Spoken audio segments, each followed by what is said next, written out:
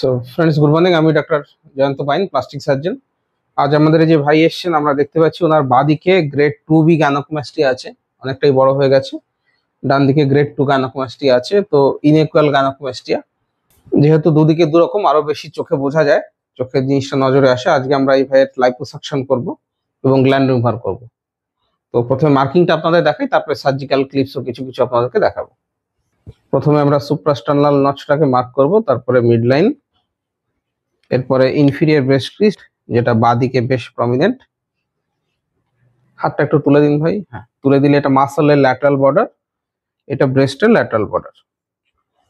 তেমনি আমরা ডান দিকটাতেও মার্কিং করব। না, হাত নামিয়ে দিন। এটা ইনফিরিয়র বর্ডার, হাতটা তুলে দিন। এটা মাসলের ল্যাটারাল বর্ডার, এটা ব্রেস্টের ল্যাটারাল বর্ডার। কোমরে হাত দিন ভাই। হ্যাঁ, সুপিরিয়র ব্রেস্ট বর্ডারটা সুন্দর বোঝা যায়। This is the superior breast border. আবার হাত লম্বা করে দিন, সোজা। এবার এটা মাসল যেটা আছে, পেক্টোরালিস মেজর মাসল, সেই মাসলের টাকে আমরা মার্ক করছি। মাসলটাকে আমরা স্কোয়ার করে করে মার্ক করব, যাতে সুন্দর বোঝা যায়। So superior breast border of the muscle.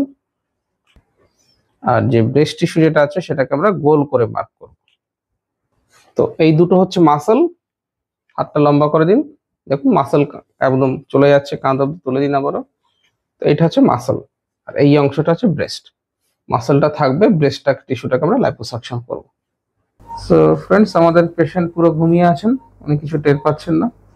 এবারে আমরা অলরেডি ইনফিল্ট্রেশন করে দিয়েছি টিউমিসেন্ট ফ্লুইড, তার ফলে এখানে ফ্যাটগুলো গলে গেছে, নরম হয়ে গেছে। এবার আমরা লাইপোসাকশন করবো। আমরা ফার্স্ট লাইপোসাকশনটা নিপিল দিয়ে করছি, বা অ্যারিওলার যে মার্জিনটা আছে সেই এরিয়া দিয়ে করছি। এই যে লাইপোসাকশন ক্যানুলা, এটা দিয়ে লাইপোসাকশন করা হবে। সো এইভাবে আমরা লাইপোসাকশন করছি। সো আপনারা দেখতে পাচ্ছেন এই যে ক্যানুলার মধ্যে দিয়ে যে ফ্যাট বেরিয়ে এসছে, হালকা পিঙ্কিশ কালার, ইয়েলো কালার, এটা কি মেশিনের মধ্যে গিয়ে জমা হবে।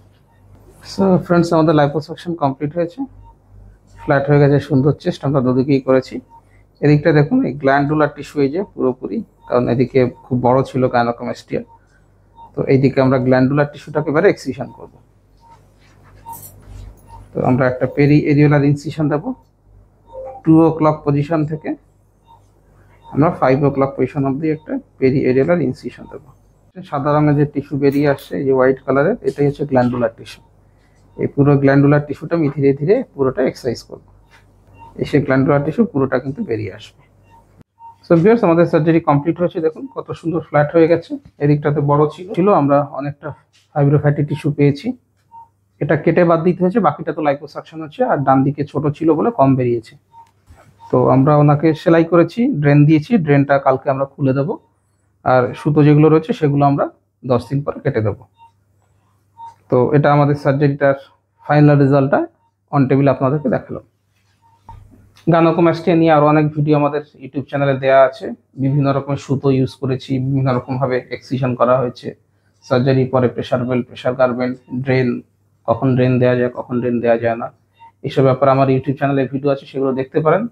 আর যদি যোগাযোগ করতে চান, নিচে হোয়াটসঅ্যাপ নম্বর রয়েছে, সেখানে চেস্টের ফটো পাঠিয়ে দিলে কোন গ্রেডের গাইনোকোমাস্টিয়া কি করতে হবে, কত খরচ হবে, সমস্ত ডিটেলস বলে দেবো। ভিডিওটা ভালো লাগলে লাইক করবেন, শেয়ার করবেন, চ্যানেলটা সাবস্ক্রাইব করবেন। ভিডিও দেখার জন্য ধন্যবাদ, নমস্কার।